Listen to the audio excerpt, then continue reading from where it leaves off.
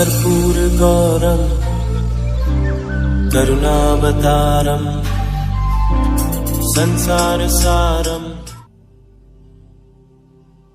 ओम शिवा, जय माता दी। पुनः स्वागत है आप सभी का हमारे बहुत प्यारे से धनु राशि के जातक। अगस्त के महीने में 17 तारीख बहुत ज़्यादा महत्वपूर्ण होने वाली है आप सभी के जीवन में, क्योंकि 17 अगस्त से लेकर 17 सितंबर जो है सूर्य देव जो है अपनी सिंह राशि में बने रहेंगे। अब कर्क राशि से निकल के उनकी घर वापसी हो रही है। स्वाभाविक है, बड़ी लंबी यात्रा करके अपने घर में आए हैं, तो बड़ी शुभता वाली बात है ये तो कि सूर्य देव फाइनली अपने घर पे आ रहे हैं, अपनी राशि पे आ रहे हैं, स्वराशि हो रहे हैं।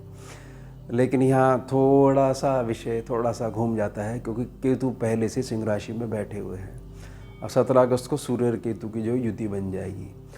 अब युति जब बन जाएगी तो बहुत सारी जो प्रचलित चीज़ें हैं क्या वो अस्तित्व में आ जाएंगी और बड़ा भयानक रूप हो जाएगा। जैसे कि नेम फेम जो है वो ख़राब होने लग जाएगा, बहुत ज़्यादा नाम ख़राब होने लग जाएगा, सरकारी संबंध बिगड़ने लग जाएंगे। अच्छे भले जो है एक आस जगह थी, टेम्परेरी हो गए थे, परमानेंट जो है होते होते रह जाएंगे। कुछ सरकार कुछ ऐसी चीज़ें निकाल देगी, बहुत सारी चीज़ें विपरीत हो जाएंगी और ग्रहण लग जाएगा जीवन में, आत्मा पे संकट आ जाएगा, पितृ प्रभावित हो जाएंगे। बिल्कुल सही बात है, ये होता है सूर्य केतु की युति में। लेकिन ध्यान रखने योग्य बात यह है कि जब भी सूर्य पे संकट की बात होगी तो सबसे पहले हमारे को राहु को क्लियर करना है। उसी तरीके से जैसे चंद्रमा पे संकट की बात होती है तो हमारे को केतु को पहले क्लियर करना पड़ता है। केतु यह समझ लीजिए वहाँ पहले से बैठे हुए हैं, और केतु की जो एक प्रकार की विषम जो प्रकृति है, क्योंकि ना वो बोल सकते हैं ना देख सकते हैं, मस्तिष्क तो है ही नहीं, इसलिए जो उन्होंने कर रहे हैं उनको ये लग रहा है बिल्कुल ठीक कर रहे हैं। इसी वजह से बहुत ज़्यादा मजबूती आ जाती है, यानी संकल्प बहुत तगड़ा होता है केतु के पास। हृदय से और एक प्रकार से मन के आंतरिक जो गुफाएँ होती है वहाँ से जो संकल्प पैदा होता है बहुत ज़्यादा मजबूत होता है, इसलिए केतु ना बहुत ज़्यादा खास हो जाते हैं। तो सबसे पहले हम कुंडली में ना राहु को क्लियर कर लेते हैं। देखिए, गुरु की दृष्टि पड़ रही है राहु के ऊपर, राहु भी गुरु को देख रहे हैं, तो गुरु थोड़ा सा संभालने का प्रयास कर रहे हैं। क्या राहु वापस दृष्टि डालते हुए वह दृष्टि को भंग कर देंगे? कर सकते हैं, लेकिन कर नहीं पाएंगे, क्योंकि चौथे सेक्शन में, चौथे सुख भाव में, चतुर्थ भाव में, सुख स्थान पर शनि बाबा बैठे हुए हैं, मीन राशि में बैठे हुए, लेकिन नवंबर तक, 28 नवंबर तक वक्री चाल में बने रहेंगे। अब वक्री चाल के जो शनि होते हैं इनके पास आ जाती है वक्री दृष्टि। अब वक्री दृष्टि कैसे काम करती है? एक स्थान पीछे को निखारने का प्रयास करती है। अब एक स्थान पीछे कुंभ राशि, उनकी अपनी राशि है, अपना घर है, वहाँ राहु बैठे हुए हैं।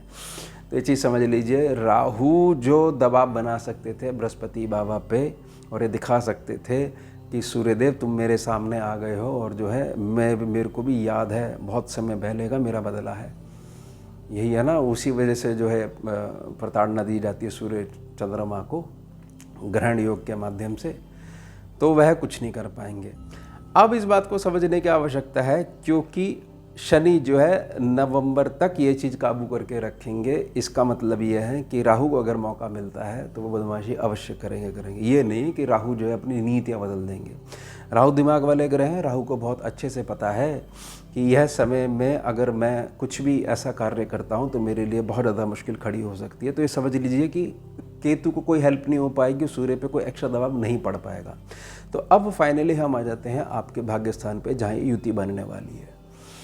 भाग्य स्थान को आप ऐसा स्थान मानिएगा जहाँ पर एक प्रकार से एक यूनिट लगी हुई है, जिस यूनिट में आपके पिछले जन्म के जो पुण्य कर्म हैं वह थोड़ा सा फिल्टर होके आपके पास आते हैं।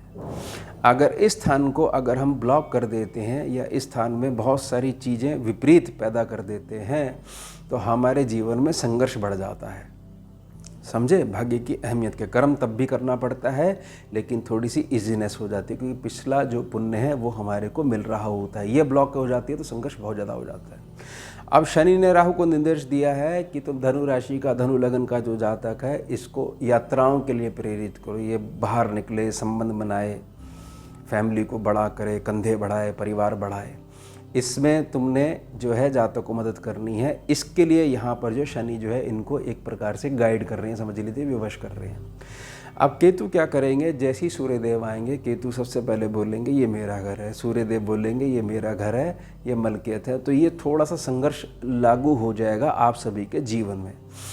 अब होगा क्या, होगा यह है कि केतु अपना असर कैसे दिखा सकते हैं, अगर जातक इमोशन में आकर, इमोशन के प्रभाव में आकर, यानी इमोशनली होकर, इमोशनली साइड से कोई डिसीजन ऐसा ले लेता है जिसका बेस केवल इमोशन है, तो अच्छे भले कार्यों को वो बिगड़वा देते हैं।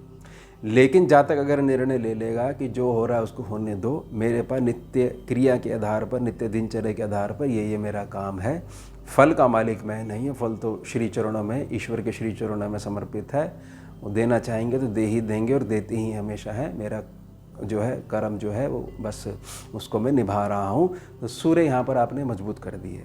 ये भी ध्यान बना के रखिएगा कि ये गोचर की कुंडली है, गोचर के ऊपर हम बात करते हैं। गोचर में कोई भी योग कितना भी नेगेटिव, ये समझ लीजिए कि ब्रह्मांड में इससे बड़ा नेगेटिव योग जो है बन ही नहीं सकता, यही नेगेटिव योग है।